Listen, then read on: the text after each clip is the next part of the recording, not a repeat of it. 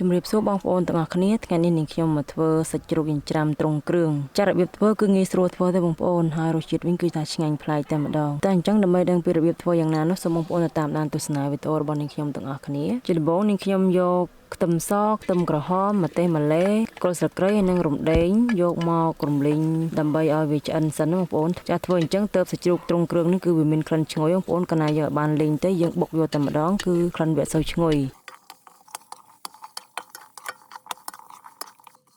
ឥឡូវឃើញថាឆ្អិនហើយនាងខ្ញុំយកវាមកបុកតែម្ដង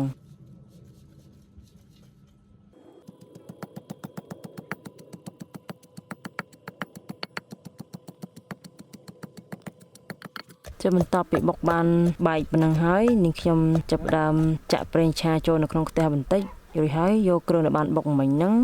យកវាមកឆាឲ្យឈ្ងុយសិនមករួចហើយនាងខ្ញុំដាក់កាពិចំនួន1ស្លាបព្រាបាយកន្លះចំពោះមុខម្ហូបនេះដែរគឺត្រូវប្រើកាពិឆាជាមួយបងប្អូនអញ្ចឹងបាន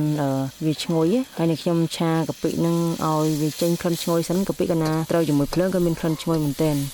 ហើយនាងខ្ញុំដាក់ស្ករត្នោតចំនួន1ស្លាបព្រាបាយពេញរួចឆាឲ្យស្ករត្នោតនិងកាពិនឹងវាលាយចូលគ្នាសិនមកហើយក្លិនគឺថាឈ្ងុយមែនទែនបន្ទាប់មកនាងខ្ញុំដាក់ប៊ីចេងចិត្ត1ស្លាបព្រាបាយបងប្អូននាងខ្ញុំដាក់រៀងច្រើនបន្តិចបងប្អូនមិនសូវចូលចិត្តប៊ីចេងទេបងប្អូនអាចដាក់តិចជាងនាងខ្ញុំក៏បានដែររួចហើយនាងខ្ញុំដាក់សាច់ជ្រូកចិញ្ច្រាំចូលចាសាច់ជ្រូកចិញ្ច្រាំមានលាយស្បែកខ្លះបងប្អូនអញ្ចឹងនាងខ្ញុំដាក់សាច់ជ្រូកចំនួន6ខាំឆាឲ្យសាច់ជ្រូកនឹងវាឆ្អិនបងប្អូនចាសាច់ជ្រូកដែលយើងយកមកចិញ្ច្រាំធ្វើនេះគឺត្រូវយកសាច់ជ្រូកដែលជាប់ខ្លាញ់អាចនឹងកន្លែងសាច់កឬមកក៏សាច់3ជាន់ក៏បានដែរហើយនេះខ្ញុំបានបន្ថែមទឹកអំពិលទុំចំនួន2ស្លាបព្រាបាយភាសាវាស្ទើជូរចានេះខ្ញុំឆារហូតតតែសាច់ជ្រូកនឹងវាឆ្អិនហើយវាឡើងស្ងួតទេបងប្អូនធ្វើអញ្ចឹងទៅមុខម្ហូបមួយមុខនេះទុកបានយូរអញ្ចឹងនេះខ្ញុំបន្ថែមទឹកត្រី1ស្លាបព្រាបាយទៀតដោយសារកាពិនឹងវាស្ទើប្រៃអញ្ចឹងនេះខ្ញុំបានបន្ថែមទឹកត្រី1ស្លាបព្រាបាយទៀតរួចឆាបន្តរហូតតតែសាច់ជ្រូកវាលាងស្ងួតប៉ុណ្ណឹងមកហើយនេះខ្ញុំដាក់ស្លឹកក្រូចសើចដែលបានហាន់ស្ដើងនោះចូលមករួចកូរច្របល់តែមួយផ្លែតទៅតែប៉ុណ្ណឹងគឺរួចរាល់ហើយបងប្អូនយើងអាចយកទៅហូបជាមួយនឹងអន្លក់បន្លែស្រស់ផ្សេងបានហើយចាប្រសិនជាបងប្អូនហូបមិនអស់បងប្អូនអាចដាក់ក្លាសេទូទឹកកកគឺថាទុកហូបបានយូរមែនទែន